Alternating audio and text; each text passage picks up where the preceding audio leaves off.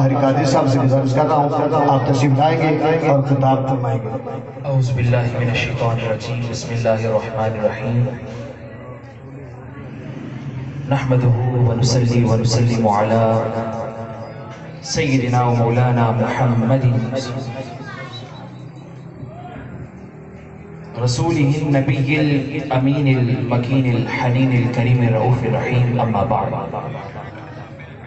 فاعوذ باللہ من الشیطان الرجیم، بسم اللہ الرحمن الرحیم، قال اللہ تبارک و تعالی فی القرآن الکریم والفرقان الحمید، وَإِذْ أَخَذَ اللَّهُ مِيثَاقَ النَّبِيِّينَ لَمَا آتَيْتُكُم مِّن كِتَابٍ وَحِكْمَةٍ ثُمَّ جَاءَكُمْ رَسُولٌ صدق اللہ مولانا العظیم، ان اللہ وملائکتہ یصلون علی النبی یا ایہا الذین آمنوا صلوا علیہ وسلموا تسلیما۔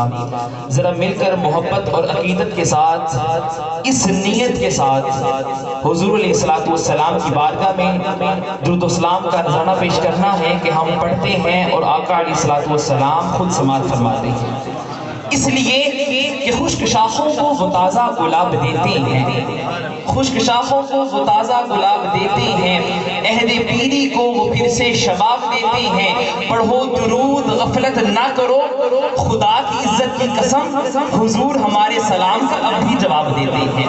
یہ ہمارا عقیدہ ہے، ہمارا ایمان ہے کہ حضور علیہ السلام ہر بندہ مومن کے سلام کا جواب دیتے ہیں، سنتے بھی ہیں۔ تو مل کر درود و سلام پڑھیں۔ الصلاۃ والسلام علیک یا سید یا رسول اللہ وعلی آلک واصحابک یا سید یا حبیب اللہ، الصلاۃ والسلام علیک یا نبی اللہ وعلی آلک واصحابک یا سید یا رحمت للعالمین۔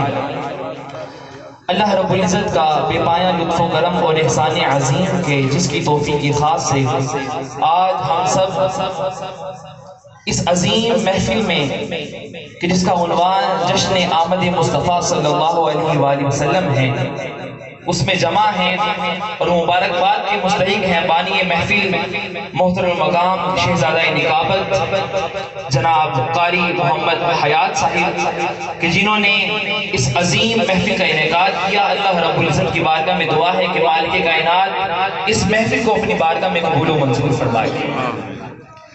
دوستان محترم، یہ کائنات ساری کی ساری حضور علیہ السلام کی وجہ سے بنی ہے۔ حضور علیہ السلام وجہ تخلیق کائنات ہیں، اسی نسبت کی وجہ سے ہمیں اللہ رب العزت نے یہ زندگی بخشی ہے، اسی نسبت کی وجہ سے اللہ تعالیٰ نے اس ساری کائنات کو بنایا ہے۔ اور ایک جلسہ ہم ابھی کر رہے ہیں آقا علیہ السلام کی آمد کی خوشی میں، یہ ہم محفل سجا رہے ہیں۔ اب سوال یہ پیدا ہوتا ہے، لوگ اعتراض کرتے ہیں تم محفل سجاتے ہو، یہ ذکر مصطفیٰ کرتے ہو، میلاد مناتے ہو، حضور علیہ السلام کی آمد کا تذکرہ کرتے ہو، تمہارے پاس کیا دلیل ہے؟ کس نے یہ میلاد منایا؟ یہ آمد کی خوشی کون کرتا ہے؟ سوال کیا جاتا ہے، اس کا جواب یوں دیا جاتا ہے، یہ جلسہ ہم نے نہیں کیا، یہ جلسے کا آغاز ہم نے نہیں کیا، جلسے کا آغاز ہماری عقل نے نہیں کیا، بلکہ خود رب کائنات نے قرآن کریم میں ارشاد فرمایا کہ جلسہ آمد مصطفیٰ کیا جاتا ہے تو کس طرح سے کیا جاتا ہے کہ سب سے پہلے جلسہ توحید ہوتا ہے، جلسہ توحید ہوتا ہے، اس میں اللہ تعالیٰ تمام انسانوں کی روح کو اکٹھا کرتا ہے، کائنات بنانے سے پہلے، اور ان سے پوچھتا ہے الستو بربکم، کیا میں تمہارا رب نہیں ہوں؟ کیا میں تمہارا رب نہیں ہوں؟ تمام انسانوں کی تمام ارواح نے عرض کی مالک کائنات کیوں نہیں؟ بلا قالوا بلا، سب نے کہا کیوں نہیں؟ اے مالک کائنات تو ہی ہمارا رب ہے۔ جلسہ ختم ہو جاتا ہے، پھر دوسرا جلسہ ہوتا ہے جس میں اللہ تعالیٰ نے سب کی روح کو نہیں بلایا، سب کی روح شامل نہیں تھی، اس میں اللہ تعالیٰ نے صرف اور صرف خاص لوگوں کی ارواح کو بلایا، خاص لوگوں کی روحوں کو دعوت دی، ان خاص خاص لوگوں میں کون تھے؟ ان خاص لوگوں میں اللہ تعالیٰ نے انبیاء کی ارواح کو بلایا تھا. وہ خاص روحیں انبیاء کی تھیں اور اللہ تعالیٰ نے ان تمام انبیاء سے ایک عہد لیا. وہ عہد اللہ تعالیٰ نے قرآن کریم میں ارشاد فرمایا وَإِذْ أَخَذَ اللَّهُ مِيثَاقَ النَّبِيِّينَ لَمَا آتَيْتُكُم مِّن كِتَابٍ وَحِكْمَةٍ. جب اللہ تعالیٰ نے تمام انبیاء کی ارواح کو جمع کیا اور ان سے فرمایا اے میرے انبیاء کی روحو، تمہیں میں اس دنیا میں بھیجوں گا، تمہیں میں بادشاہت بھی دوں گا، تمہیں میں حکمت بھی دوں گا، تمہیں میں فصاحت بھی دوں گا، بلاغت بھی دوں گا، شریعت بھی دوں گا، کتابت بھی دوں گا، الغرض ہر چیز ملے گی. تم اپنے امتوں کو یہ تبلیغ دینا، دعوت دینا، دعوت توحید دینا، دعوت رسالت دینا.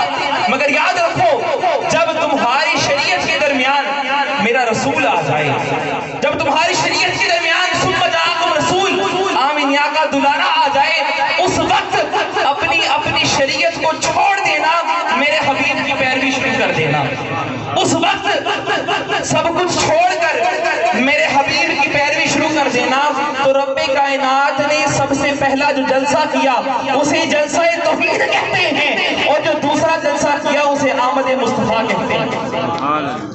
تو یہ جلسہ اللہ تعالیٰ نے خود کیا ہے جس میں تمام انبیاء کی روحوں کو بلایا گیا، اور وہاں پر جو تذکرہ کیا گیا وہ آمد مصطفیٰ کا تھا، وہ آمد مصطفیٰ کا تھا.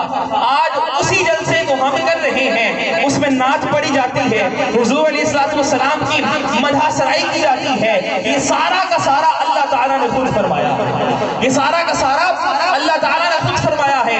حدیث قدسی ہے، اللہ پاک نے ارشاد فرمایا لولا ما خلقت السماوات والارض، پھر فرمایا لولا ما خلقت الافلاق، لولا ما خلقت الجن والانس. اللہ تعالیٰ نے فرمایا اے حبیب اگر میں آپ کو پیدا نہ کرتا تو میری ربوبیت کی قسم میں اس کائنات کو بھی تخلیق نہ کرتا، اس کائنات میں موجود جن و انس کو بھی تخلیق نہ کرتا، اس کائنات کا ذرہ ذرہ بھی میں نہ بناتا.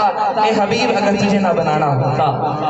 تو حضور علیہ السلام وجہ تخلیق کائنات ہیں، وجہ تخلیق کائنات ہیں.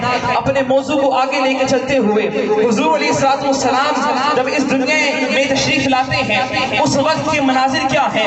اس وقت جب دور جاہلیت تھی، تمام لوگ جہالت کی زد میں تھے. جب حضور علیہ السلام آئے اللہ تعالیٰ نے کائنات کو روشن فرما دیا. پوری کی پوری کائنات اندھیرے میں ڈوبی ہوئی تھی، اللہ تعالیٰ نے حضور علیہ السلام کے نور سے اس کائنات کو منور فرما دیا، اس کائنات کو منور فرما دیا.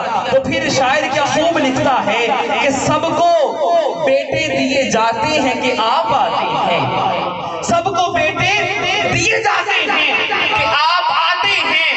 ابر تقدیس کے چھاتے ہیں کہ آپ آتے ہیں، ابر تقدیس کے چھاتے ہیں کہ آپ آتے ہیں. قدسی جھنڈوں کو لگاتے ہیں کہ آپ آتے ہیں، قدسی جھنڈوں کو لگاتے ہیں کہ آپ آتے ہیں.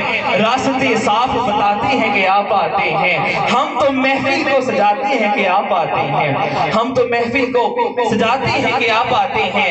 وہ کیا ہی عظیم ہستیاں تھیں جنہوں نے حضور علیہ السلام کا والضحیٰ کا مکھرا تکا ہوگا. وہ کیا عظیم ہستیاں تھیں کہ جنہوں نے آنکھوں سے حضور علیہ السلام کا دیدار کیا ہوگا.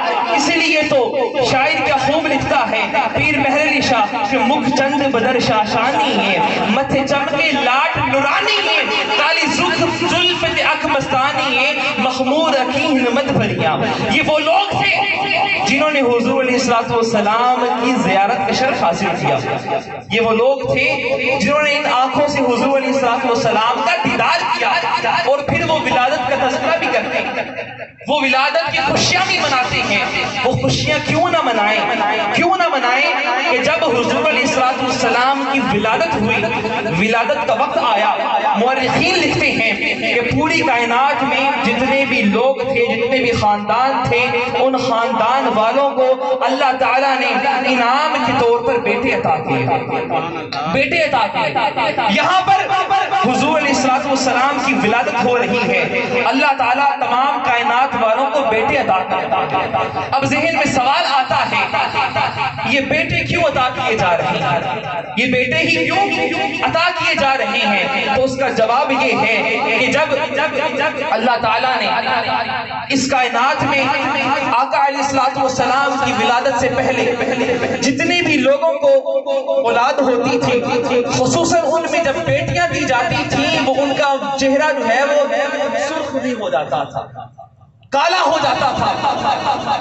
وہ لوگ بیٹی کو اپنے لیے جو ہے وہ شرم محسوس کرتے تھے اور انہیں وہ ہے وہ زندہ جو ہے وہ دفن کر دیا کرتے تھے۔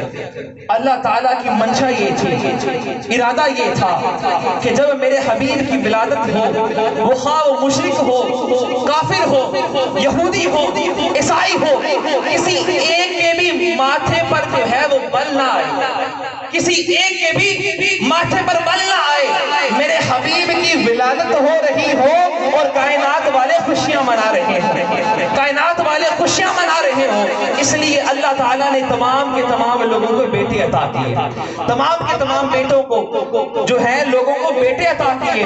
اور اس کے ساتھ ساتھ حضرت حسان بن ثابت رضی اللہ تعالیٰ عنہ نے جب آپ کے چہرہ اقدس کا دیدار کیا، وہ چہرہ انور کا دیدار کرتے ہیں، پہلے وہ کفر کی زندگی بسر کر رہے ہوتے ہیں، ان کو نہیں پتا تھا یہ مسلمانوں کے نبی ہیں۔ مشرکین مکہ نے آپ کو خرید لیا اور آپ سے کہا کہ آپ بہت بڑے شاعر ہیں، عرب کے بڑی بڑی شاعری کرتے ہیں، آپ نے مسلمانوں کی نبی کی گستاخی کر دی ہے، معاذ اللہ، استغفر اللہ۔ اور مشرکین مکہ نے پیسے دیے، یہ پیسے پکڑو اور مسلمانوں کے نبی اس گلی سے گزر کے آ رہی ہیں۔ آخری واقعہ ہے وہ سنا کر میں اجازت چاہوں گا۔ مشرکین مکہ نے پیسے دیے، اس پیسوں کی عوض میں آپ نے کیا کرنا ہے، مسلمانوں کی نبی کی ہجو کرنی ہے، گستاخی کرنی ہے شاعری کی صورت میں۔ اب آپ نے اس سے پہلے حضور علیہ السلام کا دیدار نہیں کیا ہوا تھا، جب وہ دیکھتے ہیں پیسے پکڑ لیتے ہیں، اب حضور علیہ السلام گلی سے گزر کے آ رہے ہیں، تشریف لا رہے ہیں، جیسے ہی حضرت حسان بن ثابت رضی اللہ تعالیٰ عنہ دیکھتے ہیں، آپ دیکھتے ہی رہ جاتے ہیں، حضور علیہ السلام کا دیدار کرتے ہیں، آپ دیکھتے ہی رہ جاتے ہیں اور بے ساختہ پکار اٹھتے ہیں، وَأَحْسَنُ مِنْكَ لَمْ تَرَ قَطُّ عَيْنٌ وَأَجْمَلُ مِنْكَ لَمْ تَلِدِ النِّسَاءُ خُلِقْتَ مُبَرَّأً مِنْ كُلِّ عَيْبٍ كَأَنَّكَ قَدْ خُلِقْتَ كَمَا تَشَاءُ۔ اب یہاں سے کفار سے پیسے بھی پکڑے ہوئے ہیں، کفار نے مولا آپ نے گستاخی والے اشعار پڑھنے ہیں، مگر کیا کریں، مجبور ہیں۔